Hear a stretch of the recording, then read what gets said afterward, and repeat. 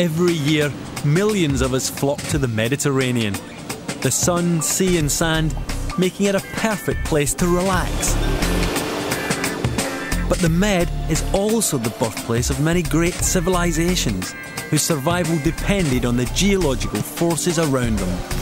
For thousands of years, civilisations have been locked in a never-ending war, in which countless battles have claimed many lives, and victories have only been won through great skill and ingenuity. And I'm not talking about battles with fellow humans, I'm talking about the fight against a much trickier opponent, water.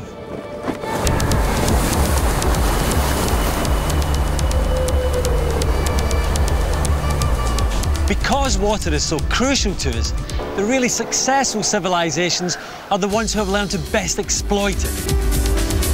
Through the ages, civilisations have had to rise to the challenges presented by water. I'm going to travel to Turkey to discover whether its Stone Age inhabitants survived one of the biggest floods in human history.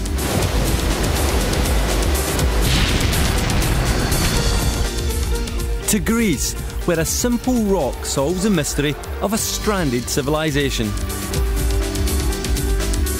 And I'll reveal how water helped bring the greatest empire of the ancient world to its knees. As a geologist, I'll tell you a story of the Mediterranean that you won't hear from the tour guides. I'll show you that whether we control water or water controls us is all down to what's beneath our feet. The rocks.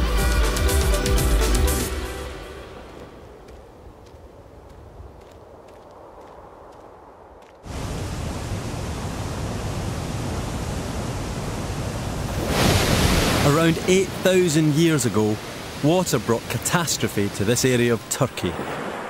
And I'm going to discover whether the Stone Age people who lived here managed to survive it. This is Kilyos Beach on the Black Sea coast of Turkey. It's about an hour's drive north of Istanbul, and it's the favourite summer getaway for those escaping the city heat. The evidence that a disaster of biblical proportions took place here lies deep down in the murky depths. 150 metres below sea level, there are remains of what was once an ancient coastline.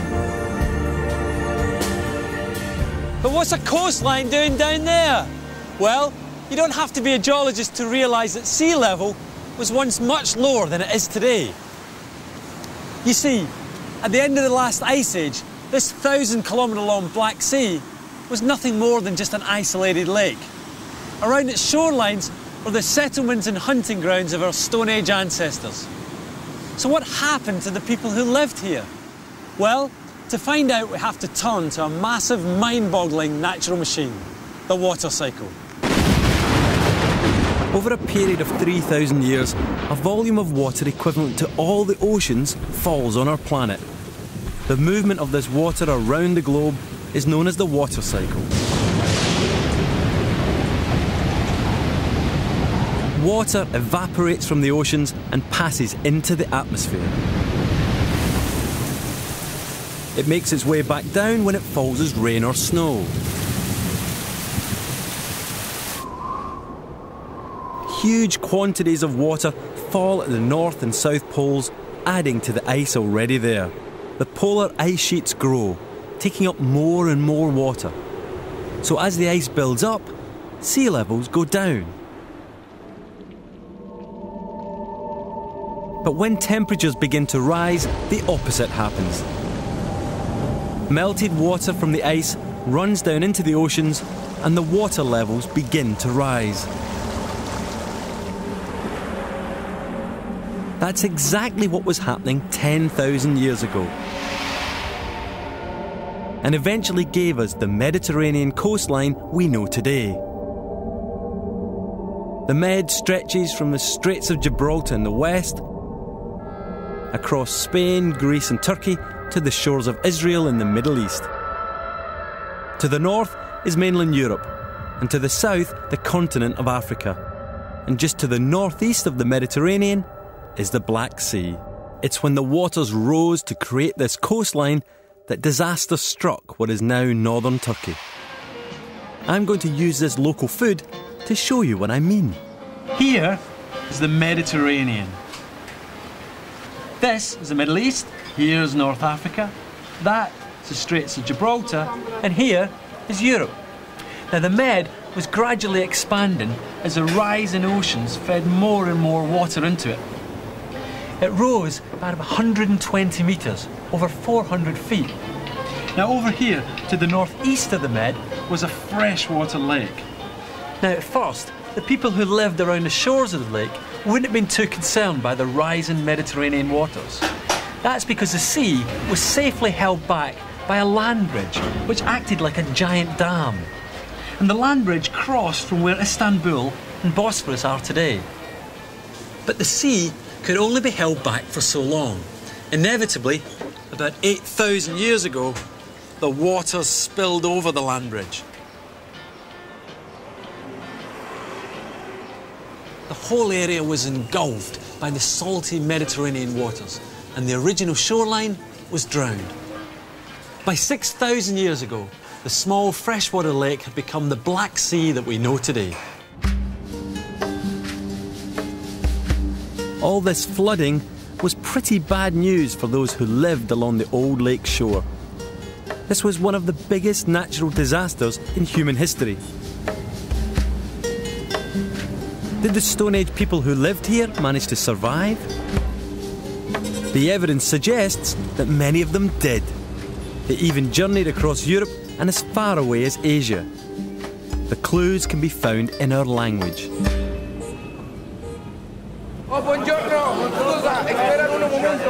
Some linguists believe that many modern languages throughout Europe and Western Asia are related and can be traced back to those Stone Age travellers.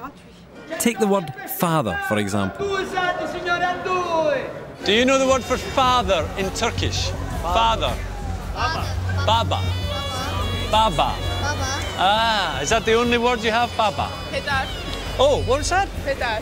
Pedash. Pedar. Pedar. I want to know the word for father in Portuguese. Pai. Pai. Pai. Pai. In English, father. In French? Père. Père. Papa. Papa. And what is your language in India? Hindi. Hindi. In Hindi, it's papa. Papa. Papa. The Spanish for father. Mi padre. Spanish for what? The word father. Padre es padre, no? Padre. Padre. Padre. Of course, padre. Okay, so in European languages, we've got padre, we've got patera, we've got vata, we've got per. In Turkish, we've got baba or pedara. And in Asian languages, it's the same too. In Sanskrit, we've got pitar, and Hindi, we've got papa. And the reason is, all of these words originated from the same source. And it looks like the source of those words was right here, the Black Sea. 8,000 years ago, when the inhabitants fled their homelands to escape the Great Flood, they took their language with them. However fast the flooding of the Black Sea may have been, it seems that there were many who managed to get away in time.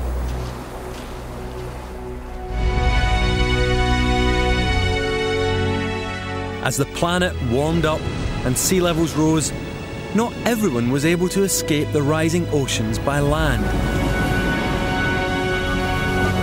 Some people were stranded, surrounded by water.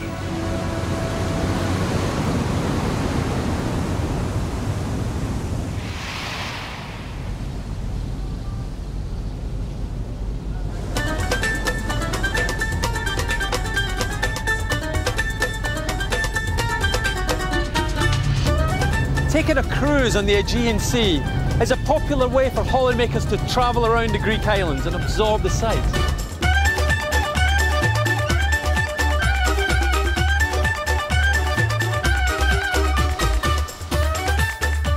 The tourists who flock to Greece every year have over 1,000 islands to choose from. But many of these islands wouldn't be here at all if it hadn't been for those rising waters. If you'd have been here 10,000 years ago, you'd have been hiking. That's because these apparently far-flung islands were a collection of larger landmasses. The area of the Aegean stretched between what is now mainland Greece and the west coast of Turkey. People lived and farmed here. But as the Mediterranean waters rose, the area started to flood. People were forced to move to higher land. What were once peaks on a large landmass were transformed into islands.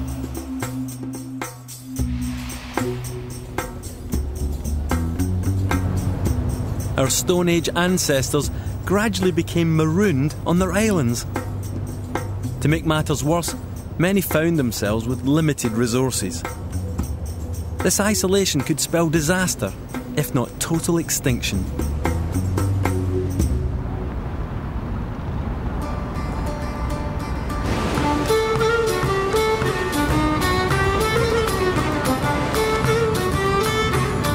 The only way for the islanders to survive was to take to the seas. The mystery of whether they managed to achieve this can be solved by geology.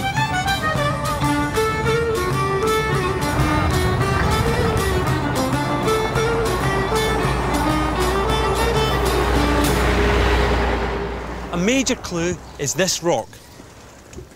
It's called obsidian, and it's from this island, Milos, in the Aegean. Obsidian is a clue because it has a special quality which is all down to how it formed in the first place. To find out how it got here, I'm going to travel back 15 million years.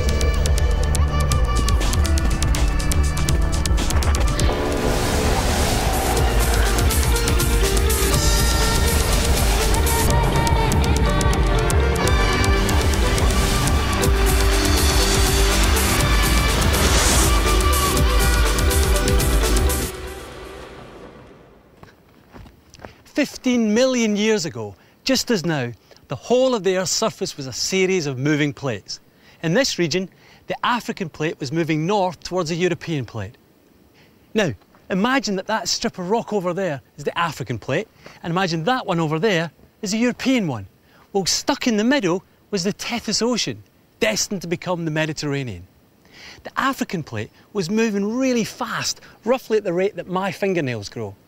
Now, you may think that's slow, but in geological time, that is motoring along. As the plates collided, the African one was pushed deep down beneath the European one, dragging part of the Tethys Ocean floor behind it. As it descended, wet rocks were taken down into the depths. Over a few million years, water in the rocks were carried to deeper, hotter parts of the Earth's interior, until heat and pressure forced the rock to melt. This melted rock, or magma, was pushed upwards through faults in the crust of the overlying European plate to become volcanoes.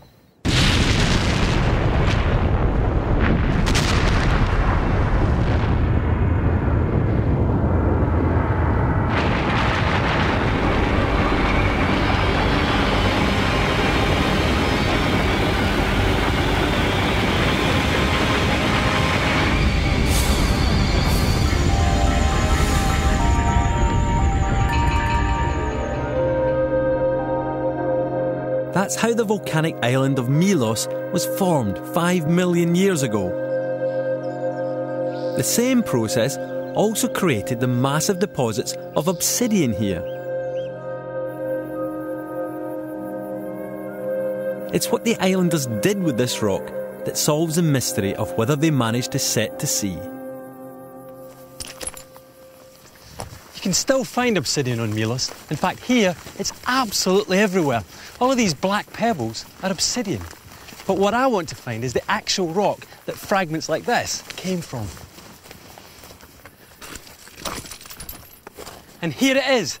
This is an ancient lava flow, and it's stuffed full of obsidian. Look, there's a big lump here. Here's a little piece. There's absolutely loads of it.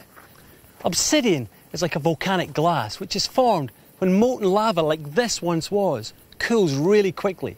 So quickly, in fact, that crystals don't have time to form. Because it's got no real crystals, it doesn't have a regular structure, and that means it's easy to cut into smooth, sharp edges. This characteristic of obsidian made it ideal as a versatile tool. Stone Age implements made from obsidian have been found at archaeological sites across the Aegean and on mainland Greece. Our late Stone Age ancestors used obsidian for arrowheads and knives, as well as for carving wood and bone tools. It was also good for digging, and that made it really useful for farmers. Obsidian also helps in our quest to find out what happened to the people stuck on their islands. It's a very revealing rock. It has a unique geological fingerprint, so it's easy to trace where it came from. All the Stone Age obsidian tools found around the Aegean have been traced back to Milos. Obsidian was one of the most sought-after items in the ancient world and provides the earliest evidence of transport of goods by sea.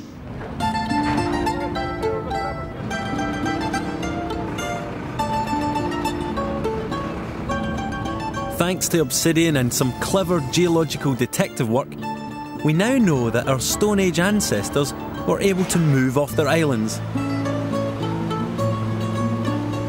They not only survived, but traded and thrived. Travel by sea in the Mediterranean had begun in earnest.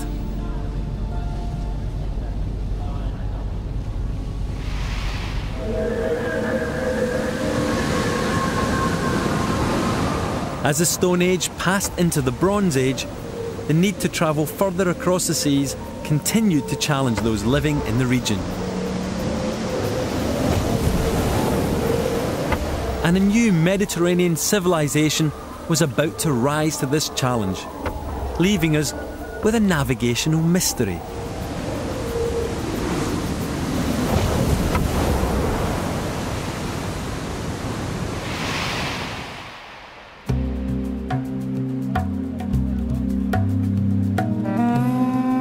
Our story begins in Egypt, where a Greek-speaking people from Crete called the Minoans have given us a puzzle to solve.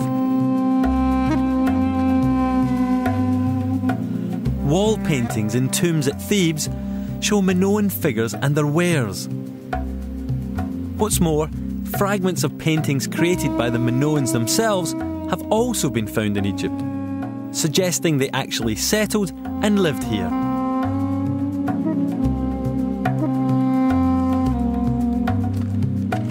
Egypt is nearly 1,000 kilometres from the Minoans' home in Crete. So how did they manage to get here? In 1500 BC, successfully navigating the Mediterranean across open water would have been a monumental and hazardous journey. The answer lies in the Minoans' skillful use of the wind.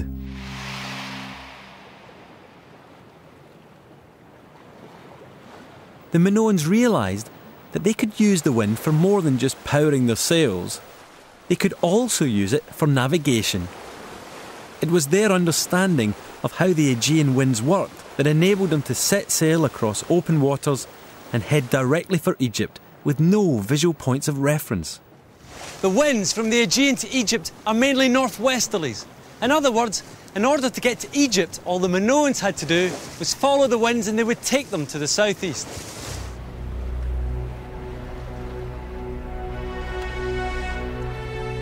By using their knowledge of the winds to navigate, the Minoans had kick-started a new era in sea travel. By 1000 BC, a new seafaring civilization had managed to go one better, and I'm going to show you what they came up with. The Phoenicians were originally from Lebanon, and they travelled further than any of their predecessors, using a revolutionary method of navigation. The Phoenicians steered by the stars in the sky, especially the pole star, the only one that hardly ever changes its position. And that's because the Earth's axis of rotation points almost exactly towards it. Using the stars to navigate, the Phoenicians were the first to trace routes to the western Mediterranean and towards the Atlantic coasts of Africa and Europe. Their navigational skills helped the Phoenicians control trade, and as a consequence, they became one of the major players in the Mediterranean for hundreds of years. Just like the Phoenicians, the Greeks who followed were also determined to master the Med and create a trading empire. They introduced another heavenly body as a navigational tool. During the day, of course, there weren't any convenient stars to use. But by 330 BC, the Greeks had started to navigate using the sun. And this is how they did it. If I stand a straw on its end, it casts a shadow. Now, the length of the shadow that it casts at midday gives me my latitude. In other words, how far north or south of the equator I am. Now, if I go towards the equator, the length of the shadows gets less because the sun is directly overhead. But if I go northwards away from the equator, the length of the shadow gets bigger because the sun is lower in the sky.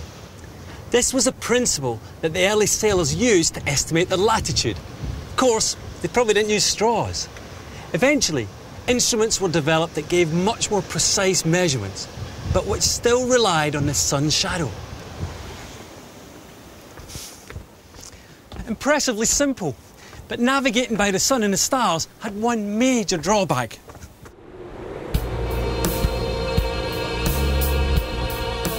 The weather. In winter, the Mediterranean can be just as bad as in Scotland. It's cold, wet, but more importantly, grey. Now, if you've got clouds and you can't see the sky, then you can't see the sun and the stars. In other words, you can't navigate. And if you can't navigate, you can't trade. The solution lay deep down in the centre of the earth.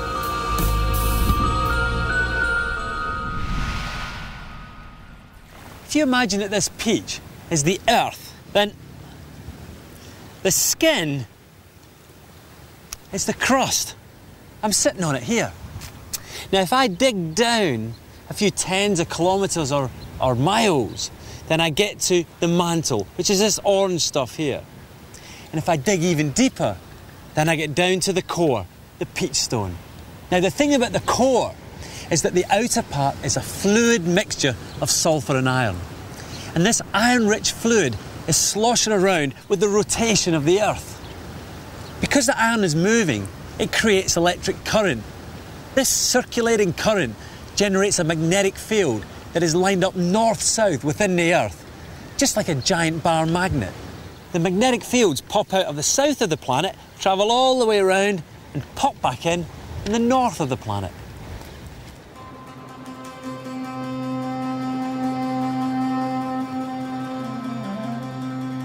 It was thanks to these magnetic fields that a new instrument was developed, which gave mariners an even greater command of the seas. The compass. And to make a compass, you needed a very special rock.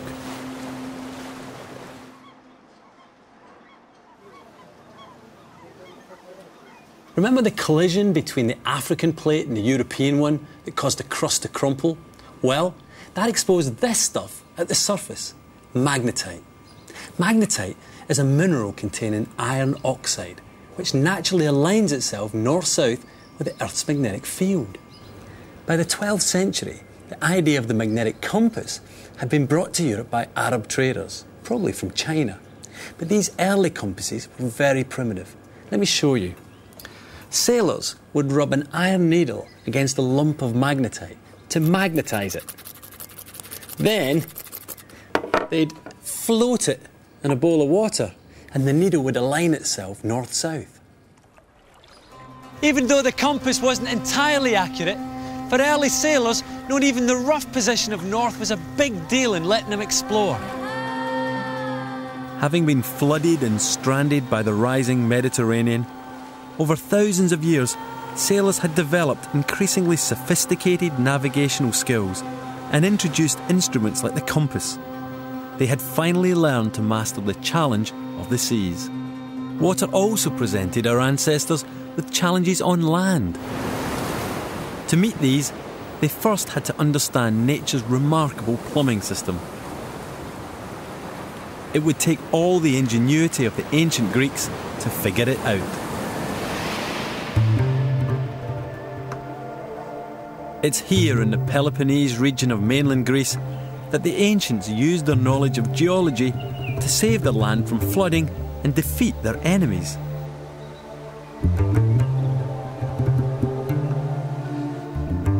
Here, the summers are long and hot, and rain tends to appear only in the winter.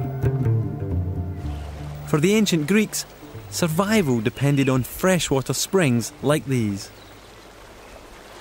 The springs were their lifeblood, providing water all year round, even in the dry summer months. The source of these springs lies many kilometres away, up in the mountains, where geology provided the Greeks with its very own water storage and plumbing system.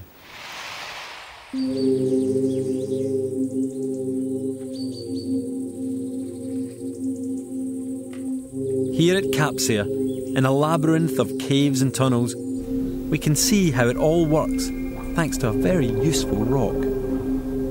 Wow, look at these wonderful cave rocks. Look, we've got our stalactites and stalagmites. Remember, tights come down, mites go up. We've got these curtains of rock along the back here. We've got these sheets which are called flowstone, and all of this is just from water that's percolating through, carrying dissolved limestone, and then when it comes out into the cave, it deposits it. These are unbelievable. These rocks are made from limestone. Around 100 million years ago, this limestone was actually the ocean bed. It's made from the body parts of billions of tiny spineless sea creatures, squashed and compacted together. The collision of Africa into Europe squeezed these rocks up out of the ocean. As a result, most of the Mediterranean Sea is now surrounded by limestone, which has proved to be a bit of a lifesaver.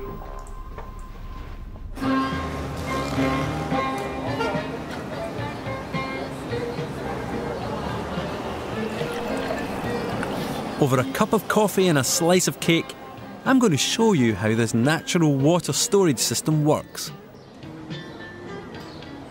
Because it's porous, limestone is able to capture water falling as rain. Imagine this sponge cake as a layer of porous limestone. When it rains, I'm going to use coffee, the rain permeates into the limestone. Gravity drags it down through the rock until it hits an impermeable, non-porous layer beneath, in this case the plate. The limestone rocks act as a natural storage system, absorbing and then releasing the rainwater over a long period of time. Eventually, this water emerges many miles away as freshwater springs. The ancient Greeks were about to uncover the route the water took from the limestone hills to the distant springs. And this knowledge would eventually save them from a watery disaster.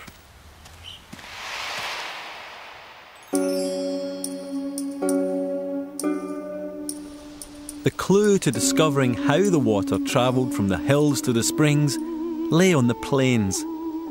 Here, the Greeks found a series of holes in the ground, known as sinkholes. They're formed by rainwater flowing over limestone rock. When the water finds a crack in the rock, it starts to slowly dissolve it.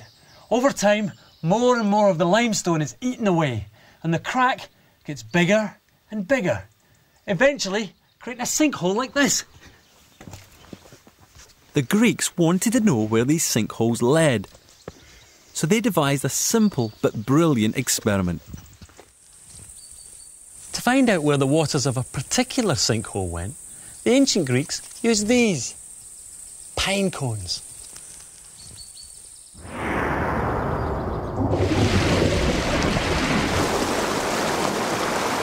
Down below me is where that pine cone would have come out if I'd had the patience to wait for a few weeks. The sinkholes that I've just been to at Capsia are about 25 miles, 40 kilometres over in that direction.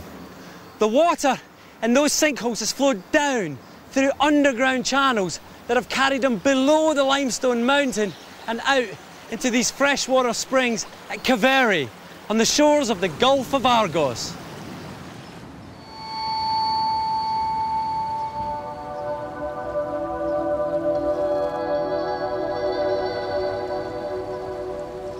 The pine cone experiment had shown the ancient Greeks the route the water took from the limestone mountains to the springs at the coast.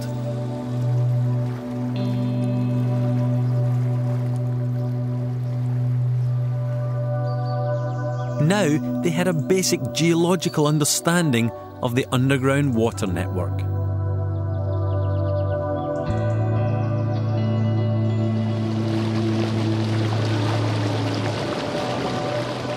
And this newfound knowledge was about to come to their rescue.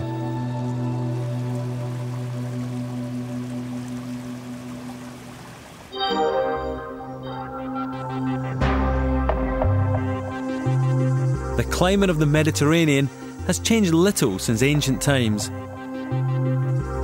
Through the long, hot summer months, the Mediterranean is dry and parched. When after months of drought the weather finally changes, the rain is a godsend, replenishing both the land and the springs.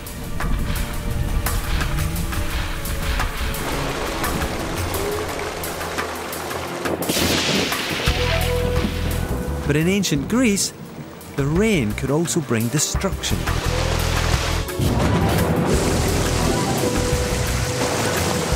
When winter storms threatened to flood the plains where they lived and farmed, the Greeks used the sinkholes to avert disaster.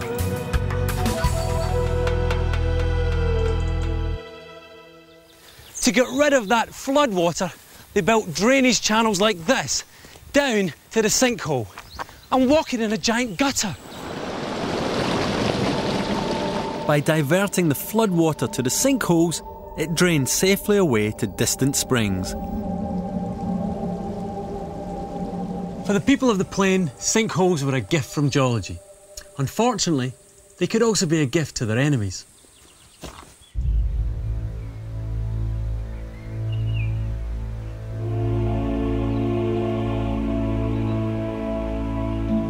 This is all that remains of the ancient Greek city of Mantinea, 125 kilometres west of Athens.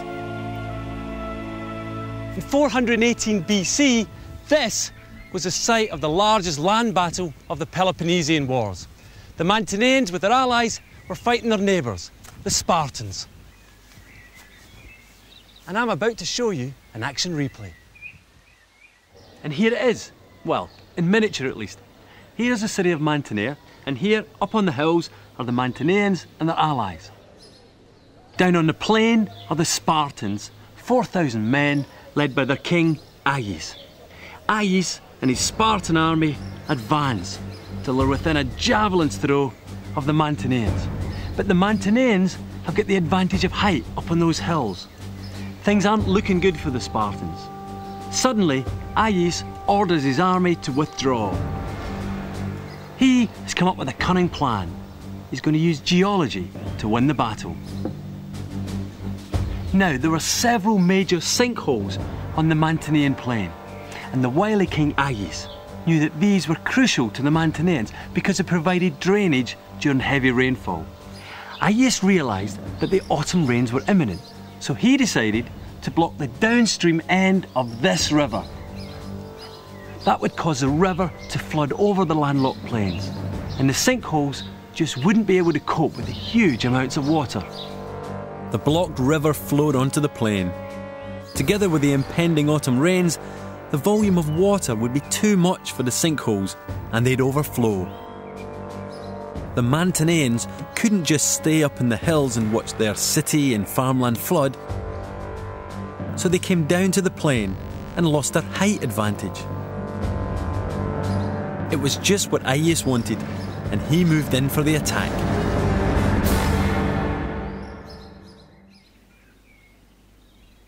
King Aias' tactics worked brilliantly. I'll spare you the details of the battle that followed. Suffice to say, the Mantineans were defeated.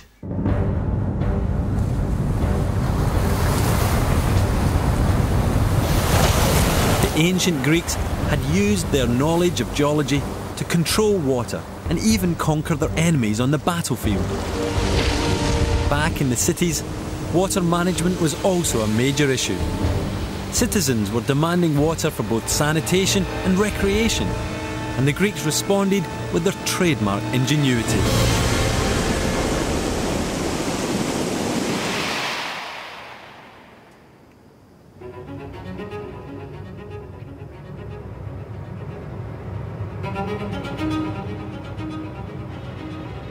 Established in 700 BC, Corinth was a major Greek city-state, which gained much of its power from its commanding position.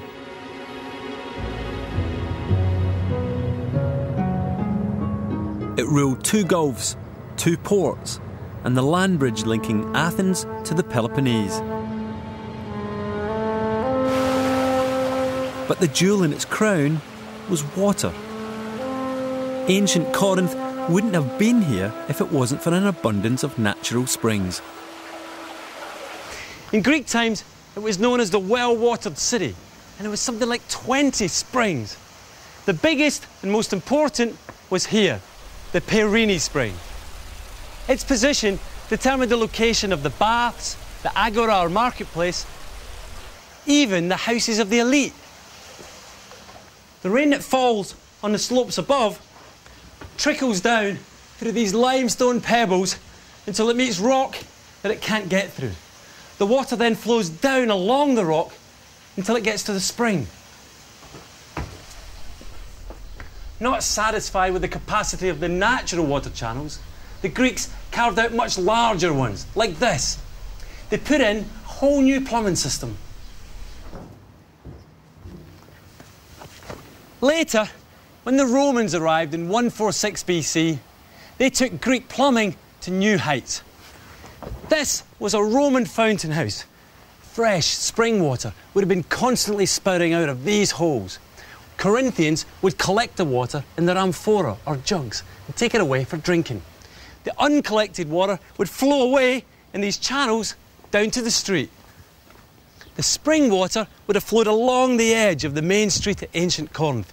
Here, there would have been a line of shops, and shoppers would have bent down, dabbed their sweaty brow, and had a little drink. These weren't sewers or drains, they were over here, below the main road. They were about this size. This was plumbing at its most sophisticated. And what was flowing through the drains? Well, that was over here. Welcome to the toilets at ancient Corinth. The Romans would have sat around here chatting to their friends and doing their business through the holes below. When they finished, they would wash their hands in the water flowing along this channel, and their business would be flushed out along here. Convenient and very public.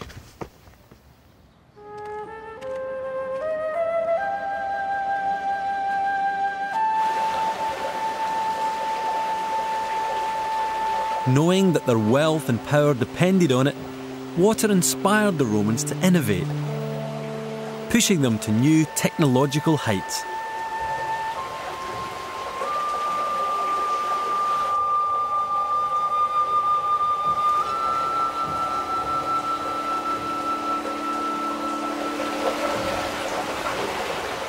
The more technologically advanced and sophisticated civilizations became, the more they battled to control water. Often, they battled in vain, and the ingenious Romans were no exception.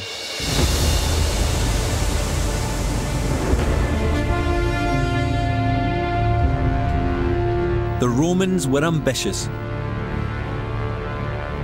They knew if they mastered the Mediterranean trade routes, they would secure the dominance of their empire.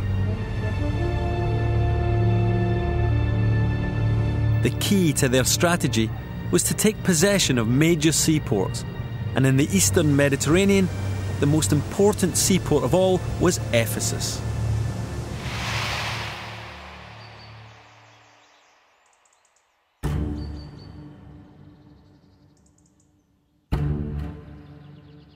In 133 BC, the Romans took control of Ephesus on the west coast of Turkey. But within 600 years, Ephesus had become a ghost town. In its heyday, Ephesus was one of the largest cities in the Roman Empire, and 250,000 people lived here. It was a thriving port, bustling with life. But after centuries of commercial and cultural dominance, Ephesus was abandoned. So what happened to this magnificent city? We have the same school resources and we still use it in surroundings. And ladies and gentlemen, right here, you all can see 3 arches. Today, as one of Turkey's most popular attractions, the only people you'll find in Ephesus are tourists. I'm going to find out how much they've learned. Here, at this spot, we can see 2 different buildings together. Why did the Romans leave this beautiful city? You haven't told us that. Oh. Why did the Romans leave this city? Oh, but he's a guide, he knows. I want to know if you know. We haven't got I don't round want to to know if that the guide yet. knows. Yeah, we haven't got round to that All yet. right. We're trying to find out why this city became abandoned. Because of the mosquitoes. I don't have a clue. You don't have a clue? I'm very sorry. The river sealed it up. Right. So it was no longer a harbour. Why did the Romans leave? I have no idea. You no idea? They had a lot of problems with the river meander, Right. silting up the harbour. You know? Malaria. Because of malaria. It's too hot. Too hot? Too hot. They got You know, bored, what's the did they? shopping? What's there done with the shopping? The shops Cleopatra came a couple of times and she went shopping. The shops are lousy, aren't they? They're all they're empty. lousy. And it's too bathrooms hot. are You know, what are you lousy going to do? And the Yeah. bathrooms smell. You know, you just get tired of things. I think you you're move absolutely on. right. I think you've just started a new theory. Well, it used to be a port, didn't it? And the sea dried up, and maybe that's what it was. Well, it looks like some people have been paying attention. The reason for the fall of Ephesus lies in the silting up of the harbour. This is the road leading to the ancient harbour at Ephesus, its gateway to the rest of the world. Every day, huge amounts of vital goods would come down this way to the harbour, out to sea, bound for Rome and the Empire.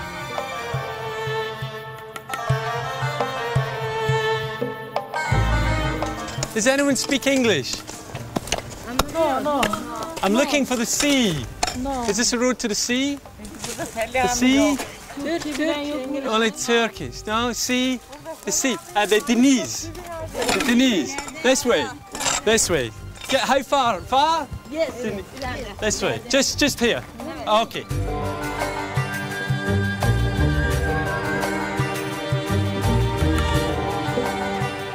I've been walking for half an hour now and still no sign of the sea. I should have reached the harbour ages ago. Instead, all I've seen are fields and this. Swamp.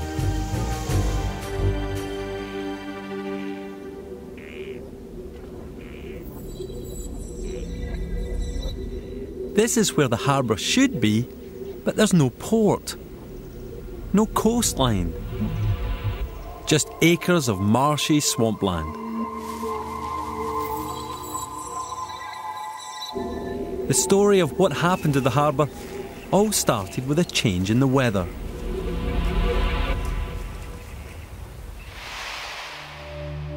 Around the time the Romans arrived in Ephesus, the planet was undergoing climate change. The Mediterranean area was becoming warmer and wetter. Ephesus had fertile river valleys, which were ideal for farming. And coupled with its easy access to the sea, Ephesus soon became a breadbasket for Rome.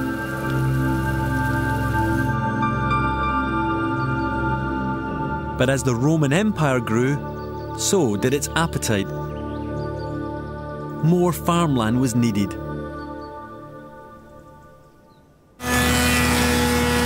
Seizing their chance to improve on what nature had given them, the Romans cleared massive areas of forest to make way for more crops. This was a huge mistake and was going to cut off Ephesus from the sea forever. To understand why, I need to go to the mountains.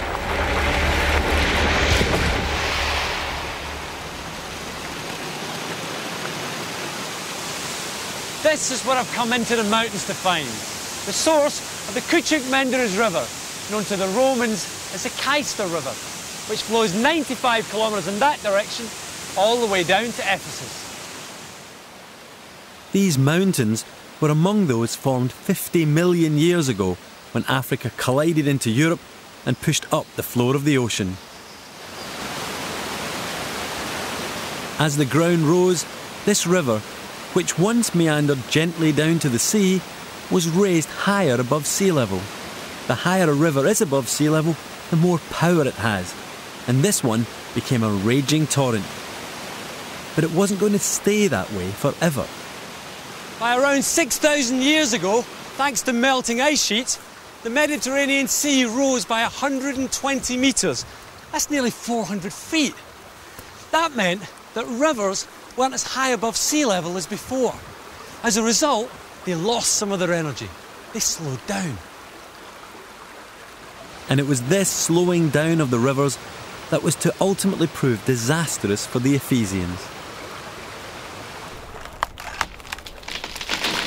By cutting down trees, the Romans had meddled with nature. The trees had performed the vital function of binding the soil together.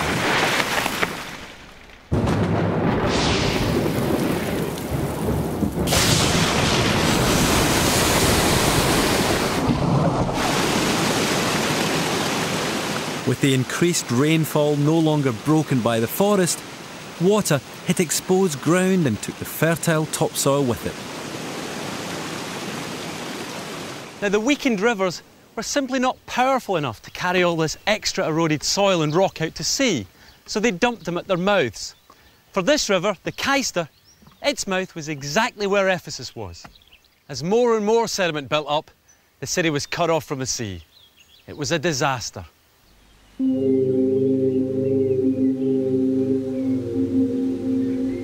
The same problem was hitting other parts of the Roman Empire too. As its arteries became clogged up, the empire was brought to the brink of a major heart attack.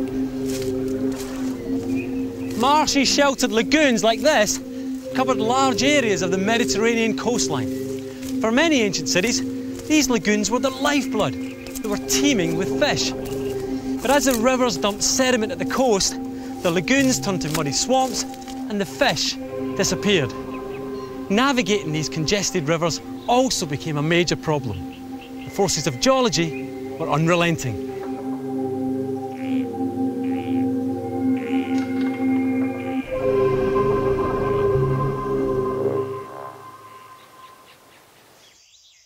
To give you an idea of how unrelenting, I've climbed to the highest point of the theatre at Ephesus. The harbour is at the end of that ancient road that we walked down. But the harbour itself has been completely filled in by river sediments. All that's left is a couple of patches of shimmering water. The sea is 11 kilometres, about 8 miles over there, just visible on the horizon. This clogging up by river deposits turned what was a port into an inland mothballed city. By isolating them from the sea, geology hadn't been very kind to the inhabitants of Ephesus. But unfortunately, that was only the half of it.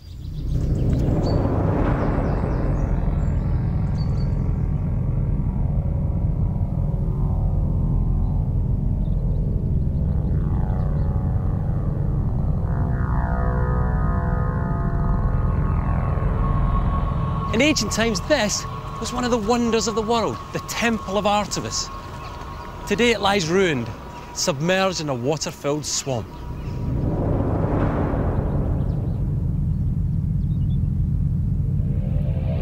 These swamps provided the perfect breeding ground for mosquitoes, which brought deadly malaria. Plagued by disease, the people of Ephesus either died or fled. And Ephesus wasn't alone. As other cities suffered the same fate, the very ships that had once ferried goods and ideas around the Mediterranean now began to spread malaria throughout the Roman Empire.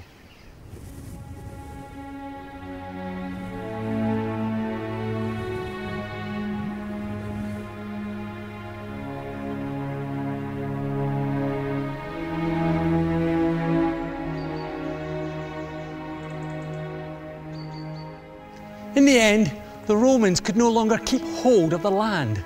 All around the Mediterranean world, their harbours and ports were abandoned behind advancing coasts.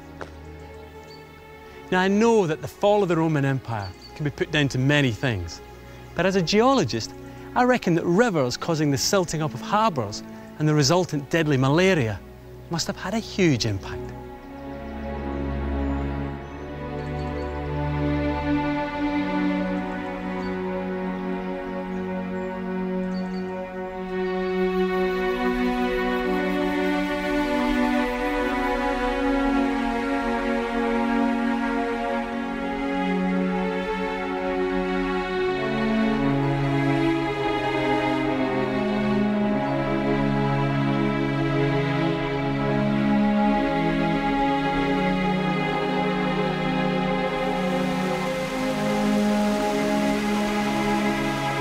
For the Roman Empire, water played a crucial role in both its rise and fall.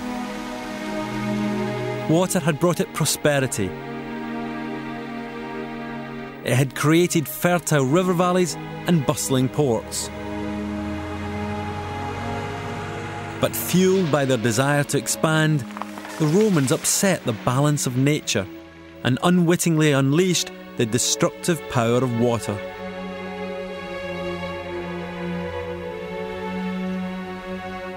And today, centuries after the fall of Ephesus, mismanagement is still causing problems on our coastlines.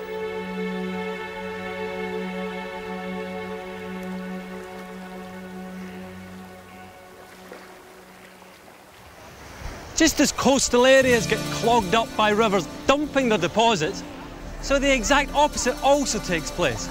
Which brings us here, to the Costa del Sol. Ride the rail.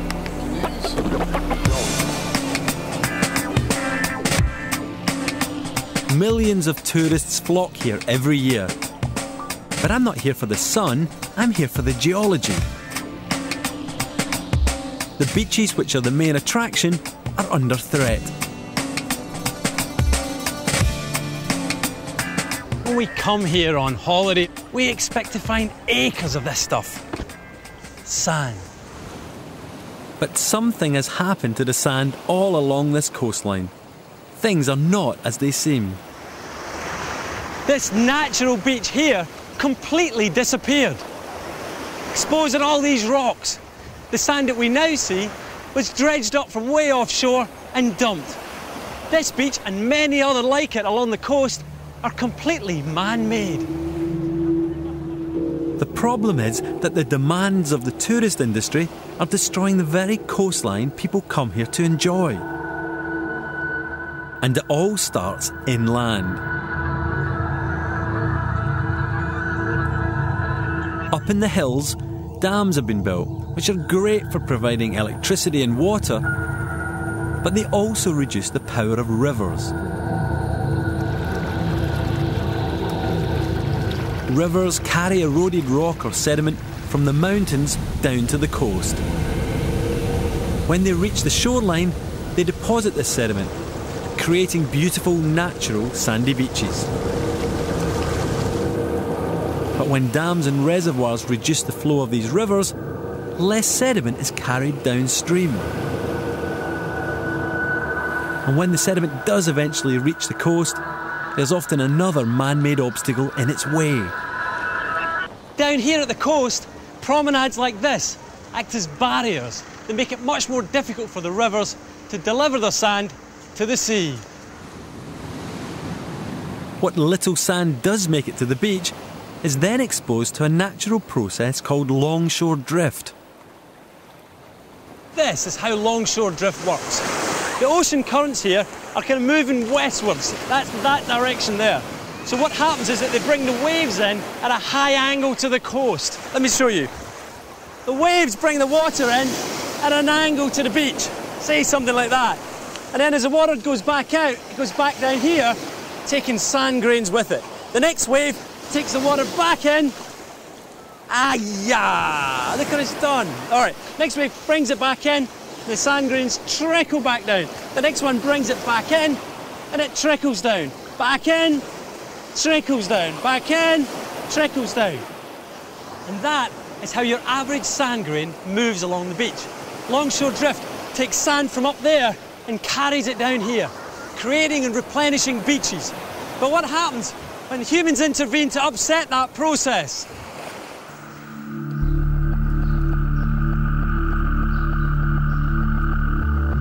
Smart new marinas like this are an essential part of every fashionable resort. And while they may seem like a natural addition to the coastline, they're actually very bad news for beaches. Marinas act as barriers, disrupting the process of longshore drift. By stopping sand moving along the shore, beaches further down the Costa del Sol are gradually disappearing.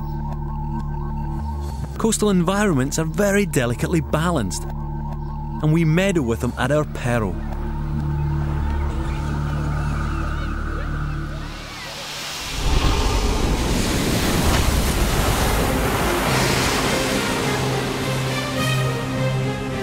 Water is an immense and unpredictable force. It can be destructive, but it can also inspire. All around the Mediterranean, the influence of water has shaped history. The rising seas around Turkey started one of the first waves of human migration. Our Stone Age ancestors journeyed far from their homelands. Their cultural influence has helped shape many of the languages we speak today. As the water continued to rise, successive civilizations looked for new ways to navigate the high seas. Geology provided solutions. The arrival of the compass brought great power and wealth, as new trade routes were opened all across the Mediterranean. On land, geology led the ancient Greeks to a greater understanding of how water could be controlled.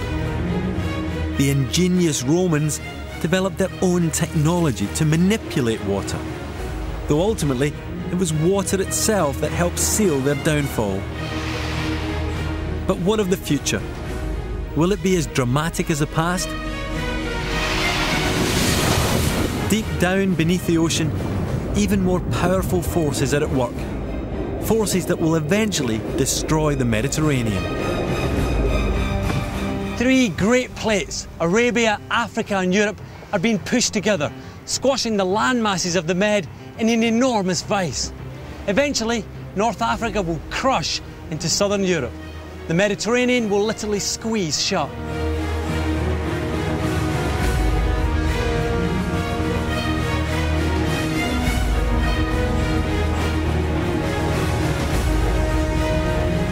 In 30 million years, the Mediterranean Sea will be pushed up into the Mediterranean mountains.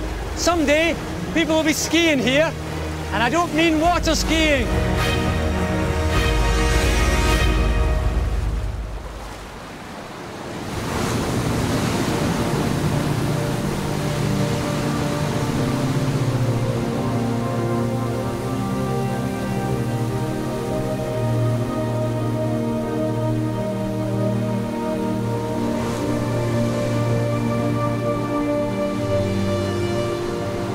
For further information on Open University programmes, please go to open2.net.